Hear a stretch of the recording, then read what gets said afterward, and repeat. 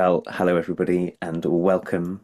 This is Lizzie and Justin from Thirdspace, and we are live. We're actually live in our Facebook group this morning, which I'm feeling very what's the word, smug about. I don't know if that's the right word, Lizzie, but we actually managed to do it. It's got so complicated. It feels like Mm. juggling 50 balls to get the thing going. But here we are, live on in our Facebook group, but also making this conversation available on podcasts and YouTube and all kinds of places. So, hello, welcome everybody to Turning Towards Life from wherever you are in the world, whether you may be, who knows where you are and who knows when you're listening to this. But we are so glad you're here with us for our 347th week. And somehow, Lizzie, the numbers always seem to mean something to me.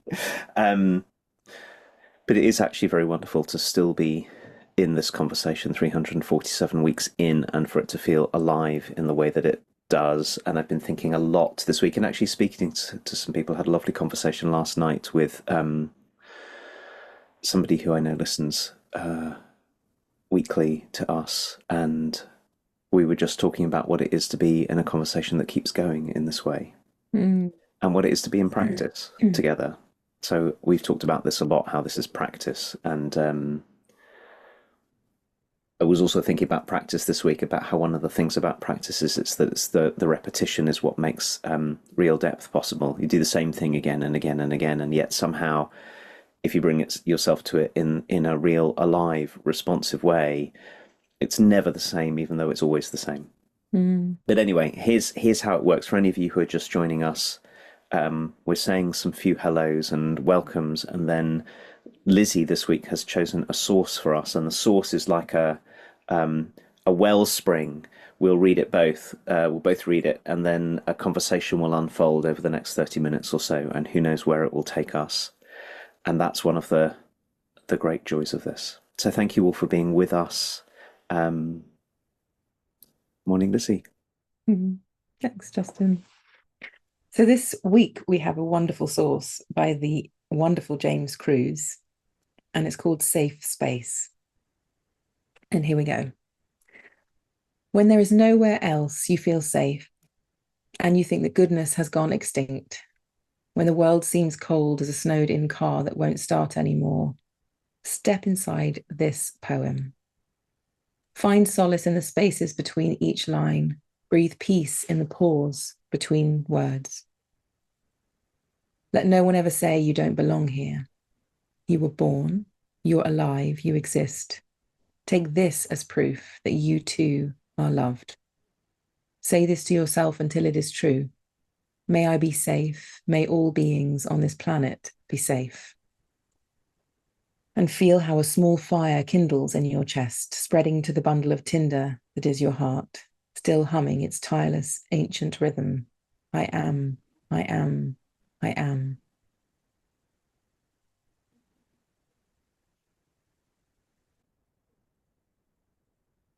Lizzie.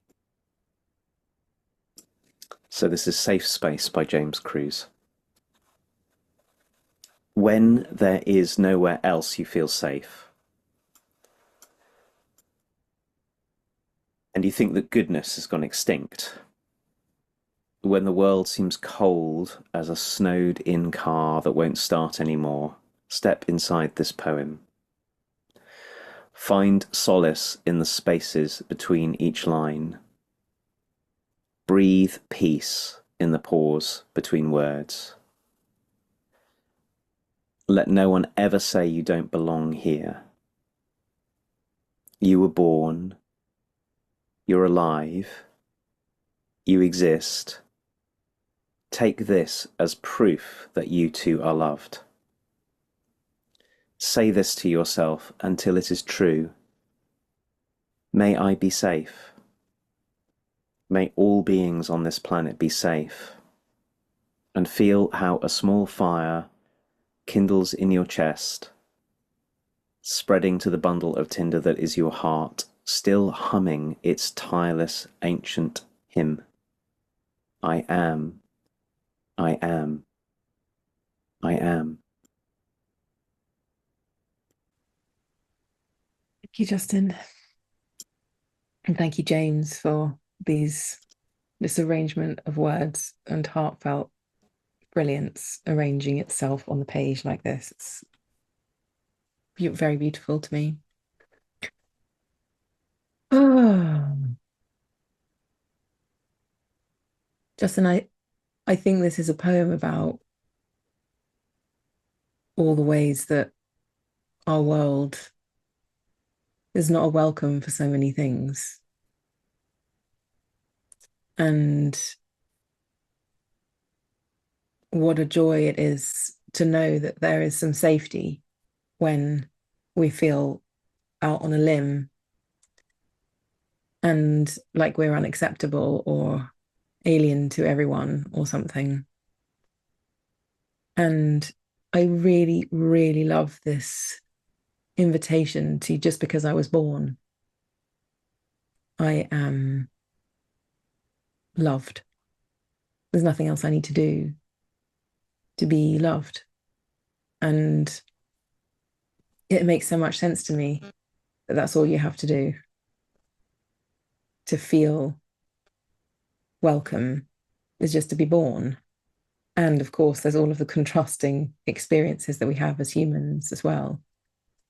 But I'm appreciating James's articulation of, I think, maybe just in what we would more ordinarily in our world call basic goodness.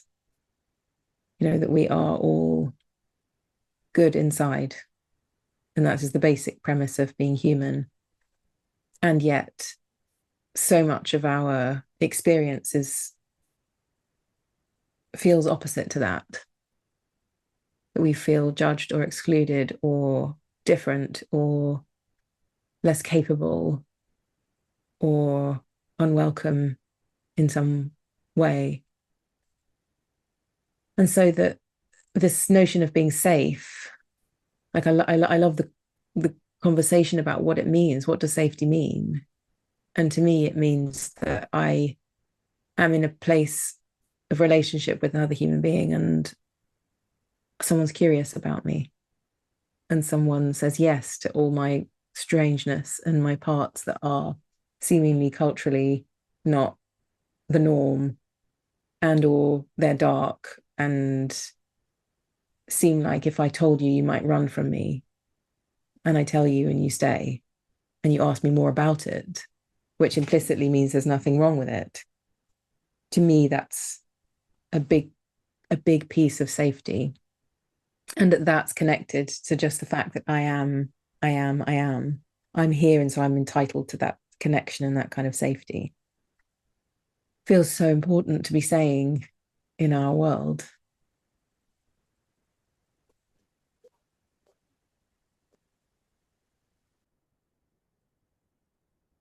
I'll tell you something that happened as we were beginning that seems to me related to this poem. So, I made a big fanfare that we'd managed to make this go live on Facebook. And actually, I'm not 100% sure we have. It may be that people are with us and it may be that they're not. And I can't quite figure it out. Whilst we were beginning, I was having a little look and just to check. And the reason I'm saying it is not because that's the most important thing, because we'll make this available, Yeah. you know, but because I noticed in me how a very anxious part that I know very well wanted to make itself known at that point, like a part that was really, really frightened that there would be big consequence for us not having gone live. And it's very inconsequential, right? But for that part, which is feeling anxious about a number of things simultaneously, not really about that, actually, about some other big commitments I'm in the middle of. For that part, really felt the way that this poem spoke. There's nowhere safe, and there's nowhere to land, and there's no goodness in the world. And what I could feel as you were talking, I think this part that you got onto that I'd love to come back to. I won't say anything about for a moment about who we can be for each other in this. That kind of welcome. What I could feel as you read James Cruise's wonderful words was that sometimes the sense that we have that goodness has gone extinct in the world is because we've lost contact with our own goodness. And of course, a very, very big part of that, which we can come back to if it feels like the way to go, is How can we be a stand for one another's goodness in the way that you were talking about? How can we be the welcome to one another? And I think that's implied here. But also, what I could really feel was I'm born. I can say to this part, I'm born, I'm alive, I'm here. Can you feel my solidity, my physicality, my realness? And when I breathe peace in the pause between words, and when I say to everything inside me, may I be safe and may everything and everyone be safe. And then start to feel how a small fire kindles in my chest and spreads.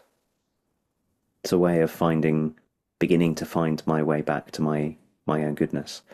And we need to do that for one another. It's absolutely required in order to build families and organizations and communities and societies in which everyone can thrive. I have no doubt about that. And what I really came to see is it's very, very hard for us to do that for one another unless we're also committed to doing what we can to do it for ourselves. And sometimes I need you to help me find the way to that. Absolutely. And there's also my part in it to say, I am. And because I am, because I'm actually here, it's proof that I too am loved enough by existence to be here. I'm here. So I've been saying that to this little part of me that got very, very anxious that I couldn't figure out whether we'd gone live or not, and really felt this way. And I noticed how it's possible in me, I imagine this is true for many people, maybe everyone. It's possible if I don't attend to the very, very frightened parts in me, that part that gets frightened over something really very trivial can expand, like sort of try to take up all the space in me, so that all I can feel is its fear and it could be something very small, but suddenly my whole day is oriented that way. So there's such a beautiful and simple practice here. Find the spaces, breathe peace into the pauses, say to yourself, may I be safe, and work on that kind of settling and feel that spread.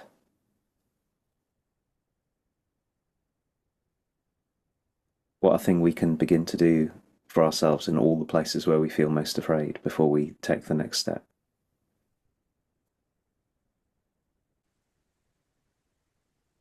Gosh, I suddenly got really curious about this,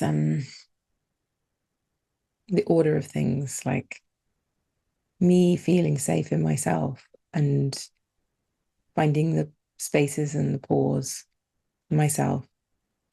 And then that being how I might bring myself to you into the world. Having been that for myself primarily. And then I was thinking, and sometimes that feeling of safety for myself arises because I was a safe space for you. And now I'm confused about the order that it will have.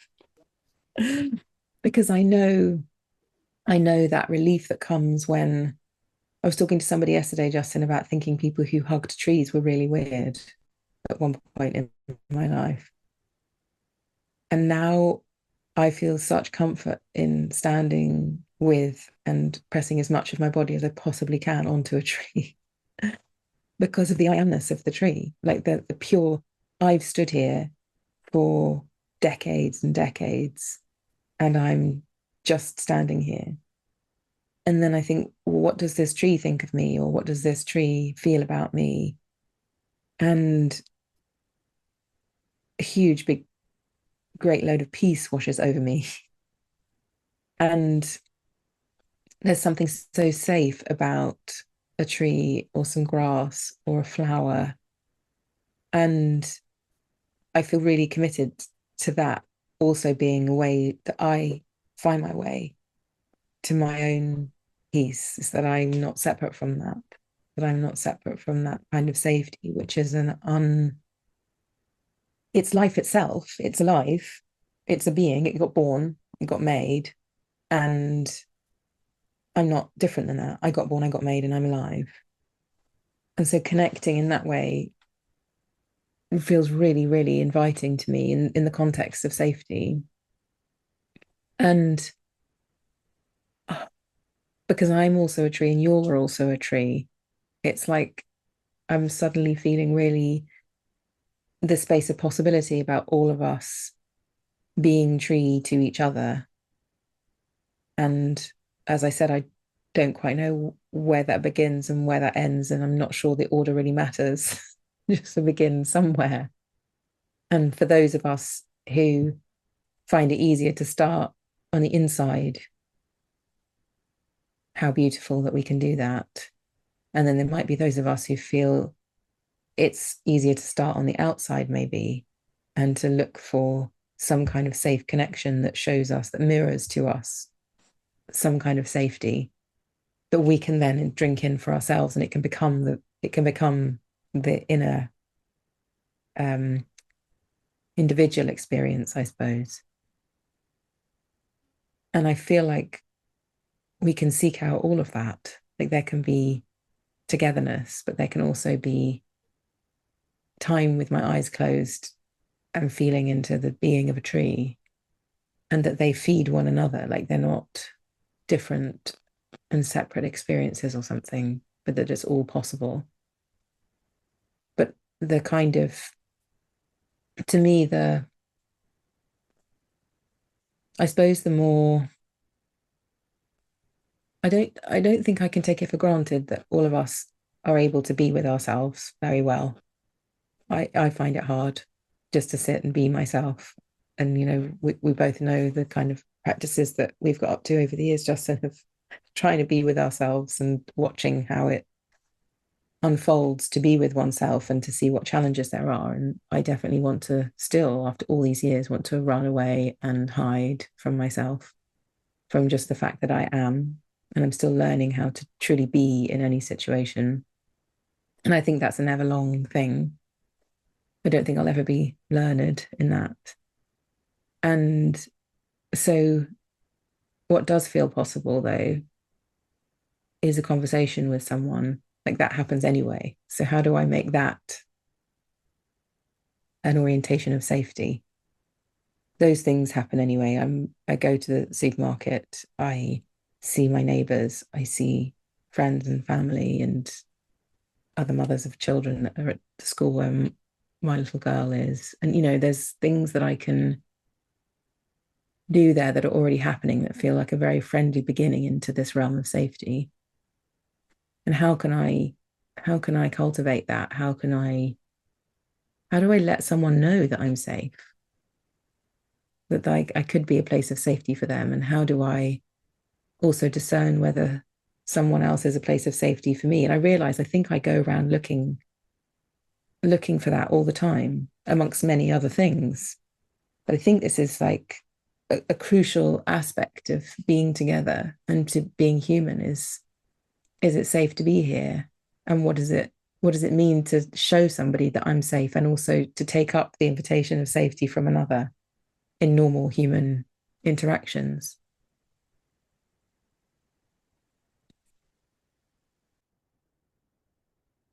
Yeah, I'm really feeling the in and out of this, the what's here and what's between, and the ordering in which things come. I've been feeling into us. You've been talking about what safety is, and I think what you just said, Lizzie, is at the heart of it, and also at the heart of what James has written here, which it's that sense that it's possible for me to be here, that I can belong here. And I was feeling into us, you were talking the ways in which we unbelong ourselves, which is maybe, like you say, it's a lifetime's work for each of us, and we all have to find our own ways to find ways to belong. And I was thinking about, you talked about practices, and I was thinking about, for me, one of the ways that I do what is in James's poem is swimming, which you know about and I've talked about before. So when I swim in a body of natural, of wild water, I find that I belong. It reminds me that I belong, and that I go in the water. I start in the water often with parts of me feeling like nowhere is safe, and then I get in the water, and then I feel made safe and belonging again, and then I can extend that safety to other people. And if I didn't do that, then I might be in the world much more with a feeling of deep unsafety in myself, which then would make it harder to be safe for other people. So I'm really glad I found that, and nobody could tell me that that would be the thing. I didn't start swimming because I thought that would be the thing. I've discovered it. And I also share what you say about trees. Actually, I've also learned that getting my back against a tree is marvelous because of the I am, I am, I am, the tireless ancient hymn that trees sing, and that they don't get caught up in our stories, and they're not trying to look good, and they're just pure being, pure life, pure being. So those have been very helpful. So I'm thinking how much it matters for each of us to try and find ways that we can find our way back to that kind of belonging. And then, as you're saying, it's also dependent upon one another. So what I heard in what you were saying was a call for us wherever we can to make it possible for others around us to belong, and then also to seek out those who help us feel the safety in us so that we can belong. And then I was thinking about what belonging is, and we've talked quite a lot about the difference between safety and comfort. That to be safe is not the same as feeling comfortable. To be safe is to feel like my existence, my presence here, my value isn't up for question. It's safe for me to bring. And then you and I can be different, and we can disagree, or we can be deeply agree and be in harmony with one another. Then all of those things become safe. And how often the mistake that we make is that we conflate safety and comfort. So we try to make things safe by making them only a very narrow range of things possible in our safe spaces, and those aren't safe either, because then we know it's not safe to say this or it's safe to say that. So it's such a multi-dimensional question. But in the end, where it comes back to what's so beautiful about this conversation, about this poem, is where it comes back to is the ultimate ground of our safety, the safety to be together, even when we have very different views and very different values and very different ways of seeing things. The way to find our way to safety is not to try to make ourselves agree, or not to try and make ourselves see the world the same way, or not.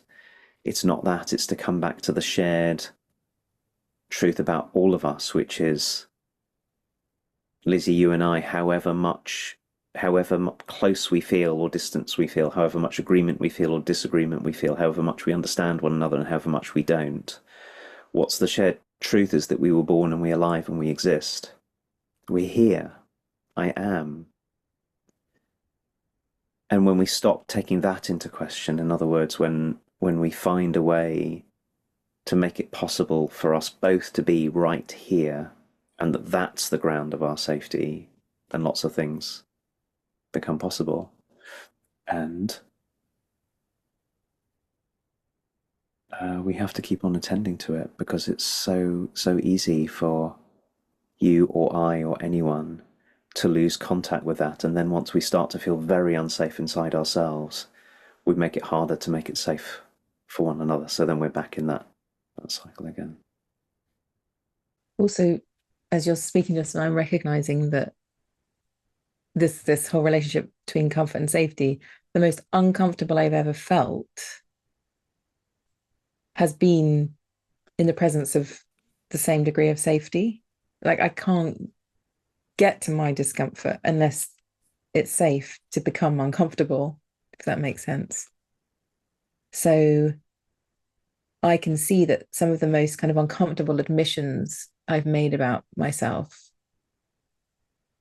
have been so, like, twisting in myself and feeling so awful and terrible. But then they've only come to the surface because there's been the safety for it to arrive. So the kind of the context of safety, and for me saying the thing that's most uncomfortable, to the fact that it could get said, is because of the context of safety that was there. So, you know, I have that in myself. So there's the part that's revealing itself to me inside. And then there's the safety of my system that allows it to come forward, like to admit something to myself. Like I know I've been able to completely lie to myself over my years of being person. And suddenly I can say, actually, no, I do that. And I'm terribly ashamed. And I don't even like to admit it to myself, let alone another person. But my system feels safe enough to say it's okay, that gets to be here because of the I am being more and more strongly felt in my system. So that anything that comes into contact with the I am that is of this nature of being human and all the twisted bonkersness of me, I get to say, oh, I can be defenseless about that now, because what's stronger is that I am here and I'm loved.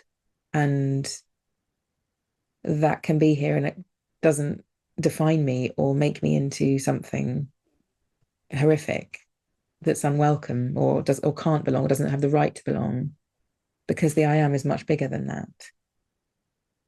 So I'm feeling I love that inquiry between safety and comfort and what it actually really means. And also this thing you're saying, what is safety anyway? And Justin, I was having a conversation with someone the other day who listens to Tone Towards Life every week. And then she leaves me a voice message afterwards. I think I've maybe played a couple to you over the time. And she reflects on what we talked about and what it means in her own life. And I was so moved last week because her message told of a story. And she'll probably be listening now. She'll know who she is. And she went out for a walk with a friend who does this thing where she always says, like, if you say, how are, if this friend of mine says to her friend, how are you? Her friend says, oh, I'm really busy. I've done this, I've done that, I've done this, and another, and like just kind of reels off all of the things that she's done. And then they went on a walk, and my friend said to her something like, you know, you don't have to convince me that you're really busy for me to think that you're a good person and that you're doing really well in the world. And she was like, oh, really? Oh, and it was this moment of a different kind of safety making, of like, someone's seen me beyond the thing I'm trying to convince them of and is telling me I don't have to do that anymore because I'm still loved. And then the story went on to say that the next time she said, how are you? She said, I'm fine, thanks. And there was just spaciousness and the relief for both my friend and her friend. They were like, oh, we don't have to do that dance anymore. And it's safe just to say, I'm good, thanks. Not all of the things I've done to make you think that I'm a worthy person in the world and that I'm not just some layabout or something. And I was thinking of turning towards life and the kind of extension of safety that this maybe is in the world sometimes, that this world exists between us. And because this exists, people have the courage to say the underneath of things to one another to make it more safe to be in relationship in the world. And so I feel like safety comes in so many different forms. And hopefully we're just one tiny shard of safetyness in the world, of being in the conversations that we're in, being in this relationship. And then people get to take this forth somehow energetically just by living with it in themselves while they walk their dog, or then seeing whether that spills into their relationships in some way because of all the questions that we're asking.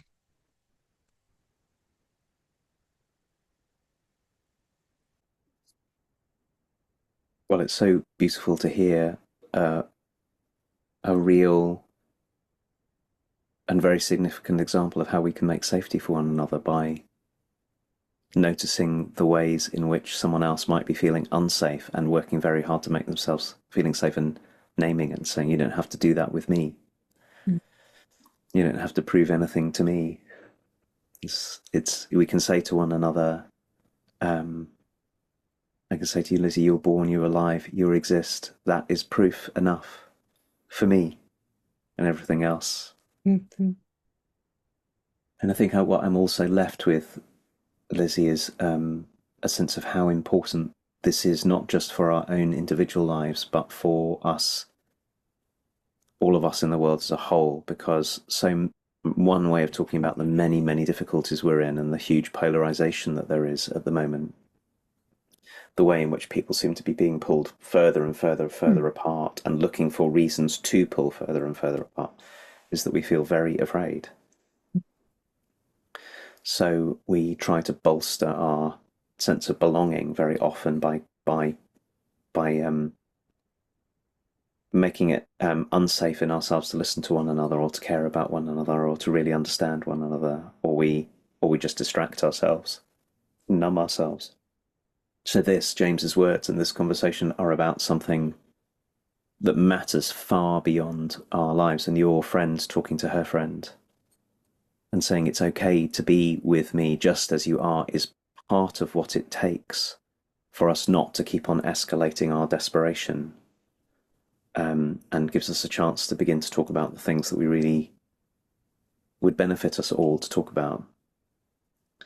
So I'm glad to be in a conversation that looks like it's only close in, but turns out to be big and wide about the world. Well, I think that's a beautiful note to end on, Justin. And thank you. Thank you, James, for this incredible invitation to wonder about safety. Thank you for this poem. I think I want to just send this to everybody in the world in some way. It's such a beautiful thing. And Justin, thank you for being this safety for the world, for me, for everyone. And we'll be back next week with the source chosen by Justin. Thank you, everybody, for being with us. Thanks, everyone. Bye bye.